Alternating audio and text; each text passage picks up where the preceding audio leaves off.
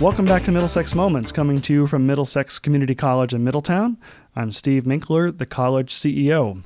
Denise Merrill is now serving in her third term as Connecticut's Secretary of the State.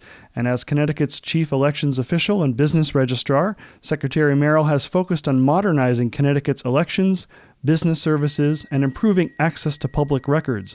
Thanks for joining me today, Secretary Merrill. My pleasure. Nice to be here. Well, I think, we should start with the big topic, which is, I think there's an election this year, isn't there? Wow. Is anybody talking about anything else? I don't think so. Oh, boy. Yes. Suddenly, I'm in the news just because I'm the chief election official of the state. And normally, the Secretary of State's been kind of a quiet office over time. It's pretty ministerial in lots of ways.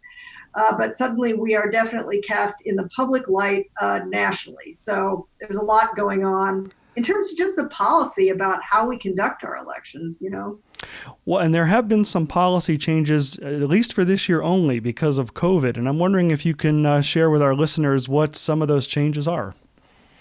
Sure. And be aware that Connecticut, by the way, you talk about trying to modernize elections. In some ways, I haven't done a very good job because we are real outliers in this whole issue of who can vote when and how. Most states now, 40 other states actually, have some kind of early voting. You've probably heard on the news, people are voting already in many, many states. We have no forms of early voting, despite my best efforts for about 10 years now.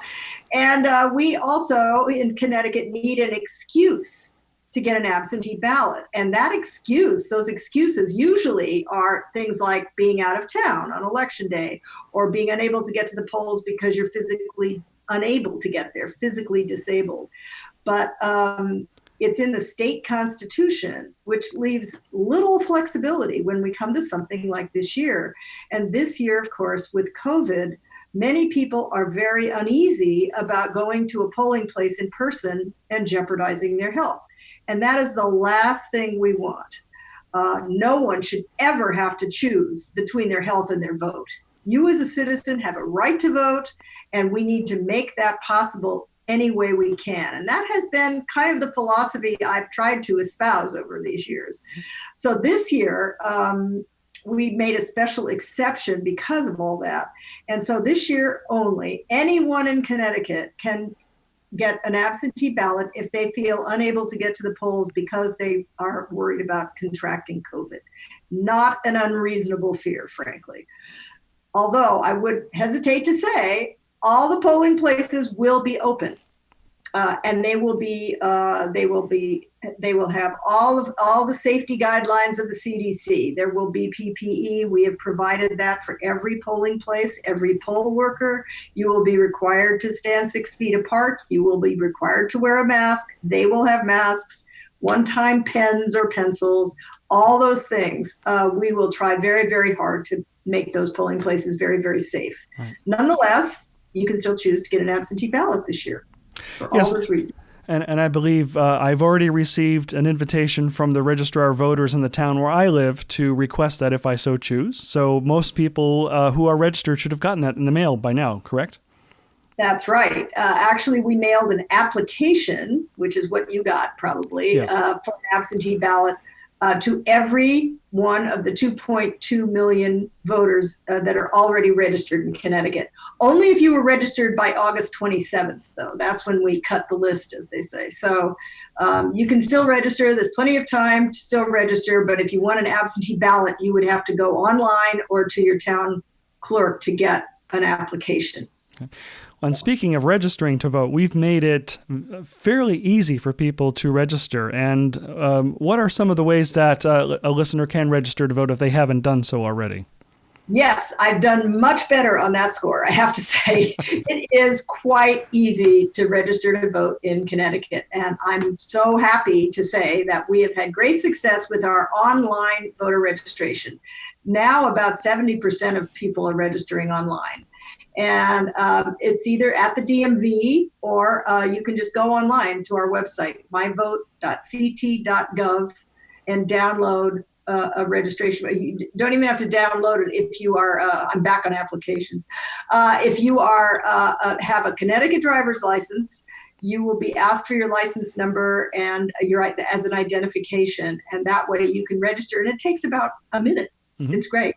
Mm-hmm. That registration form will be zapped right to your town registrar, and they will confirm it with a postcard to you once they get that. Okay. So it's relatively easy. And we put a link to that registration website on the college's homepage too, so to make it really easy for our employees and students to find it as well. Great. Can someone register on the day of the election?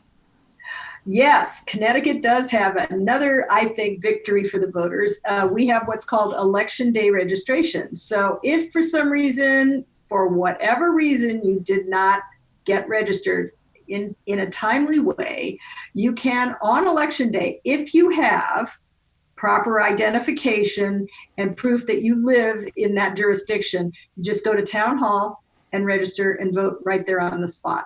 But I don't like to encourage people to do that because sometimes there are long lines, mm-hmm. and you don't want to stand in a line. So that would be the way to go. And it is last minute. So we urge you to get registered early. And by the way, I actually encourage anyone or everyone really to go check your name and address on that myvote.ct.gov/lookup tool, because you can look up your name and address just to make sure you're properly registered with the party of your choice. You know where your polling place is, and you can see there for sure that you won't be turned away. Mm-hmm. Now, we know, of course, that this year is the election year for the President of the United States, but there are many other offices that are up for election this year, and people should not ignore the so-called down ballot. So who are we also electing this year on a statewide level? Absolutely. And, I would argue that people that are right here in our state are much more accessible to you as a voter and make very important decisions about all kinds of things. So, for example, your state representatives, your state senators, some of your local officials, even some of the registrars of voters are on the ballot this year. So those are all important offices, and they'll be different for every town. One of the reasons we've had so much angst over mailing out ballots is we have 500 different ballots in Connecticut. Mm-hmm. Because when you think about it, we have 169 towns, and not all of those have the same. Some towns have up to 3 or 4 state representatives. So there's 4 different ballots just in one town. So, but make a point of finding out who these folks are. Every one of these races usually has some sort of competition. And, I think the lines are pretty starkly drawn all over the country this year when you think about the various issues at stake. And it's no more true. It's just as true here in Connecticut as it is everywhere else in terms of the issues. I would agree. And also every member of the House of Representatives in the U.S. Congress is up for election this year. Yes, I almost forgot to mention Congress. Yes, that's right. We have 5 seats in Congress, and all 5 districts, you will see your congressional candidates on the ballot as well. Right. And many towns and cities also have ballot questions, which will vary based on the locality. Are there any compelling interests that you are aware of that might be on a local ballot?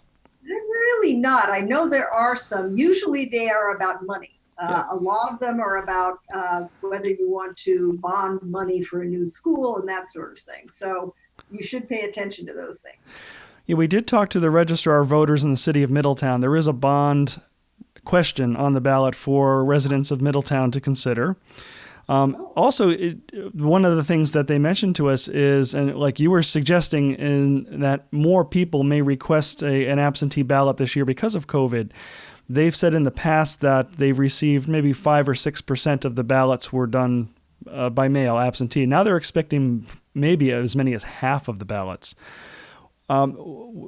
What is the counting procedure? They were telling us that they may need to wait. They have to wait by law until Election Day to even begin counting the mail-in ballots. Is there some procedure that we should be aware of as citizens in terms of how the mail-in ballots are counted? Yes, actually, it's hotly contested in almost every state, but in Connecticut, because we have had so few people voting by absentee ballot, We have numerous checks and balances just to make sure that your vote is absolutely safe and secure, which is always the question when someone isn't standing right in front of you, But I'll just describe the process and you'll see why we will struggle this year to get all this counted in time because every one of those checks and balances is important when you think about it. So you mail in your first thing you have to do is mail in an application. So you will check off the box that says whatever reason you're getting that absentee ballot. A lot of people will check off because of the COVID-19 as an excuse to send in this application. You sign it. It's sent in to your town hall. They then check you against the list to make sure you're on the list at that address and that the signatures match. Then they will issue you an absentee ballot, which gets mailed to you. You fill out the ballot. You don't sign it because it's an anonymous ballot, of course. You fold it in half. You put it inside one envelope. We call it the inner envelope. It has a lot of writing on it. So again, you have to say, I'm doing this because of COVID or because I'm out of town or whatever. You have to sign it again. So we make sure it's still the same person submitting the ballot. Mm-hmm. Then that goes in another envelope and you mail it back to the town clerk. When they receive it, they check you off a list. There's a little field in our voter registry that says AB. So you now have a little AB next to your name. That means you have voted by absentee ballot. And you can actually check to make sure your ballot was received because we can now track that ballot through our website, same website. You look up your name and you can see just when that little AB goes on there. Mm-hmm. So there's another check on the system. Then that list is printed, not transmitted electronically, printed for election day. So on election day, if you went in and wanted to vote, but you had already sent in an absentee ballot, your name would have a little AB next to it, which would mean, nope, can't vote. As a matter of fact, you could get prosecuted if you're not real careful if you try to do something like that. Okay. So then the counting, I know we wanted to get to that. The counting on election day, we are not allowed to count the ballots before election day because we want to make sure that every ballot that comes out of one of those little inner envelopes is the one that goes into the tabulator. They go into the tabulators just like other votes, but because we don't want a lot of ballots sitting around before they're counted, anybody trying to pull one out or anything at all, there's no opportunity for that if you count everything on election day. And that's why we wait. Mm-hmm. And then we wait again until 8:00 to do the final count because people always ask me, well, what would happen if somebody came in and tried to vote on election day, but you wouldn't know because they had already sent in an absentee ballot? Well, actually, we would know because if you come in and vote on election day and then you try to stick an AB in somewhere, it would be detected at the end of the night because they'd see that you'd already voted and that AB would just be discarded. Right. So you see there's lots and lots of steps, but there's pretty good reasons for every one of them. Absolutely. So no reason at all for people to worry about their ballot and how things are going to occur on election day. That's good. I don't think so, honestly. I really don't. I worry instead that we've got so much process that every ballot takes so long to count. And that's the other flip side of all this is that people are worried that it's going to take forever before we get the results. Right. And that is a worry. Okay. So, it's a balance we're trying to draw between those two things. Absolutely. Well, Secretary Merrill, we have to take a quick break.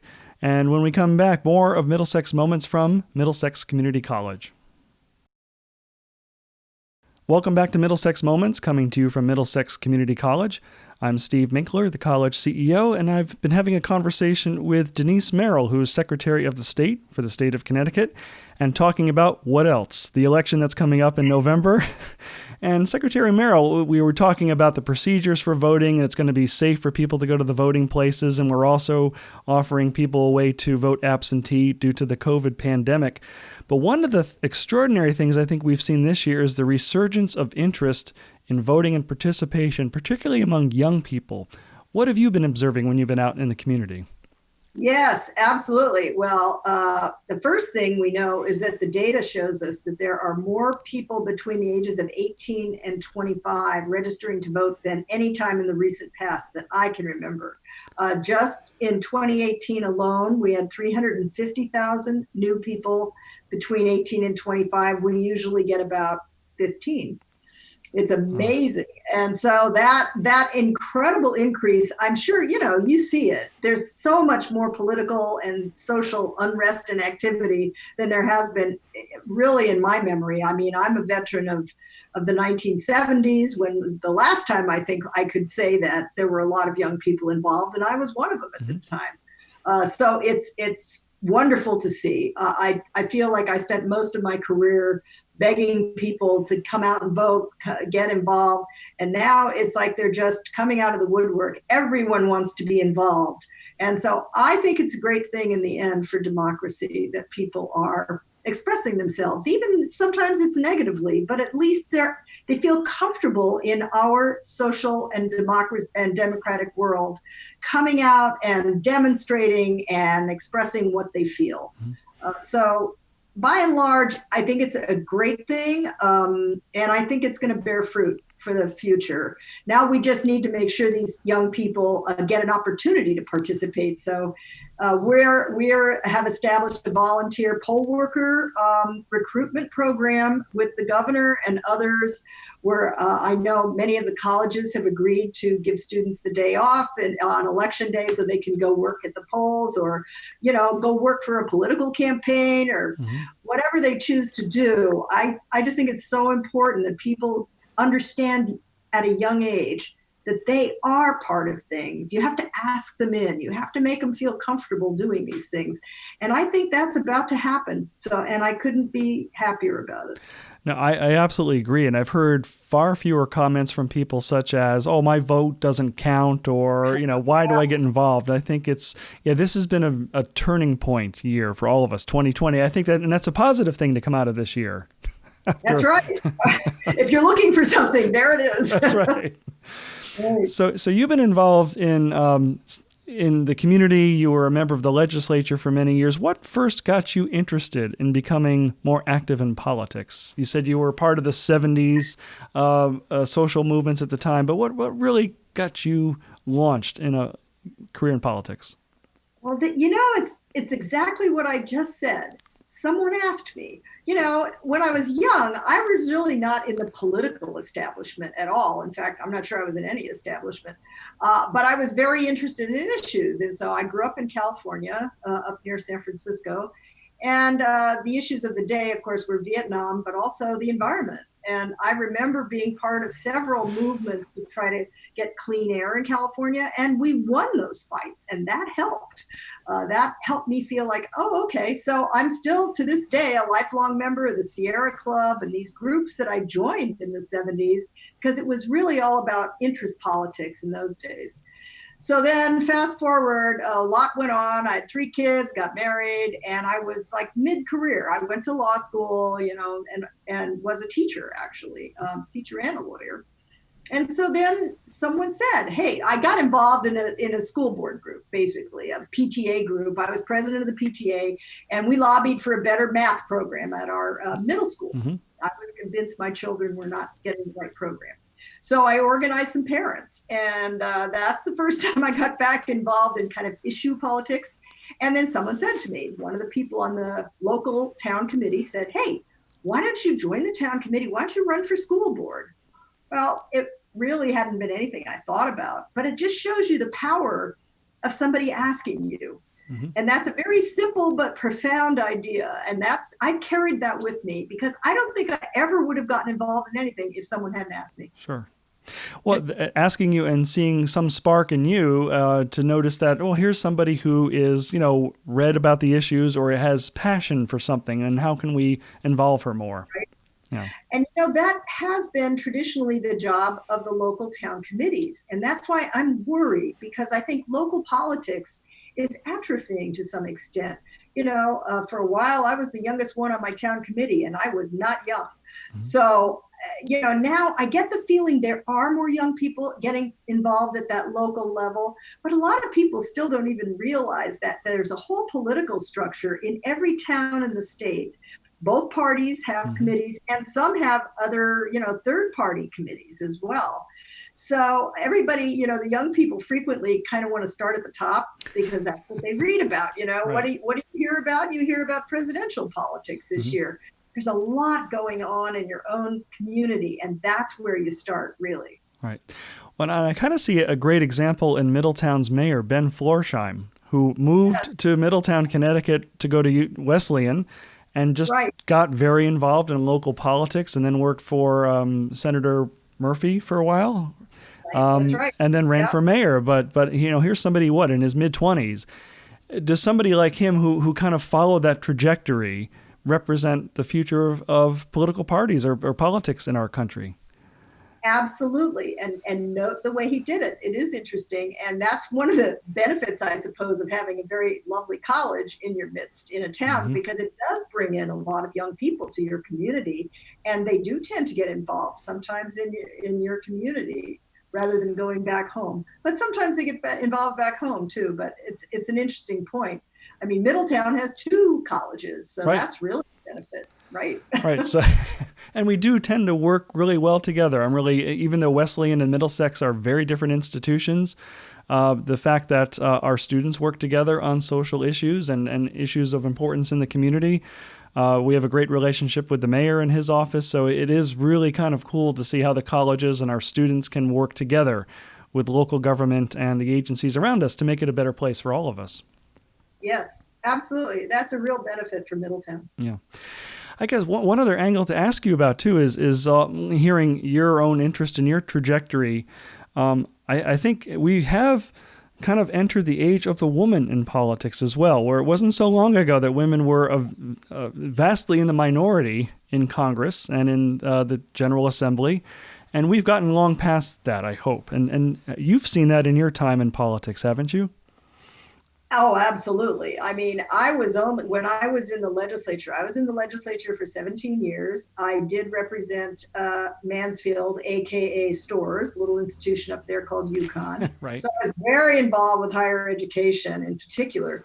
But I was only the second woman who had ever been elected to a leadership position in the House. I like to say in 350 years, because it's kind of true. And it was not easy. You have to mount quite a campaign. I was majority leader in the House in 2008. And even then, we had about 28% of the General Assembly were women. We're up maybe around to the mid-30s now, 35% maybe, still not 50% though. And we've been working on it a long, long time. And it's kind of ironic because 2020, of course, marks the 100th anniversary of a women's suffrage, the 19th Amendment, passage of the 19th Amendment. And that took 75 years to accomplish. So these are deeply rooted cultural values of the place of a woman in society. It doesn't change quickly. And although it has gone forward, not as quickly as I would have liked to see. And I think the reason we have many, many more women running for office in the last 2 or 3 or 4 years, which is very encouraging. But part of it is because a lot of organizations have sprung up to train women to run. Again, you're back to that getting asked in thing. I was part of starting 2 things, actually. There's something called the Women's Campaign School at Yale, which I was on the founding board of, back in the 1990s. And that has trained many, many women, not only to run for office, but also just to be engaged in different parts of political communications or running campaigns and various kind of business angles on fundraisers and that sort of thing. And there's also, I just recently, in the last 2 years ago, I helped found something called Emerge, which is, again, a campaign training module for women, seeing if they can run for office, because women, more than men, need to be asked many times before they agree to run for office. There's some data that suggests that a woman is asked 7 times before she says yes to a man usually says yes after being asked Wow. once. Wow. You know, and again, there's lots of reasons for that, but it's fascinating to me that a lot of these young women, mostly young, not all, have won. In the last couple of years, they've won seats in the General Assembly, they've won town council races, boards of education. So these are kind of the farm teams, I think, for higher office. But more than that, you know, they're going to change the way those boards are run and organized, because women bring a slightly different perspective to a lot of this. Absolutely. So, yeah, it's very interesting what's gone on, mostly since 2016. But women have come to life too, just like the young people. That's right. Well, the more people involved, the better. Well, our time is rapidly running out here. I want to thank you again, Secretary Denise Merrill, for joining us. Any final thoughts about getting out to vote? Make sure you register, make sure you vote. Any last thoughts from you? Oh boy, I'm just hoping that the enthusiasm is out there, that every single eligible voter gets out there and votes, because if you don't vote, you have no way to complain ever again about anything, because this is the complaint box. This is where you express yourself. This is where you make your opinion heard, whether it's for president or any of the many important offices that are on the ballot this year. I have a feeling I'm not going to have to beg people too much to vote this year. There's a high interest. I think you're right. Well, I really, again, want to thank Denise Merrill, Secretary of the State for the state of Connecticut, for joining me today.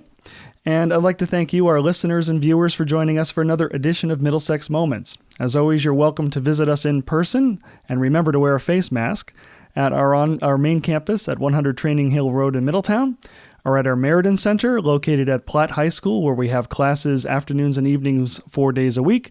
And certainly you can visit us 24/7 at mxcc.edu. For everybody at Middlesex Community College, I'm Steve Minkler. Please be safe and be well.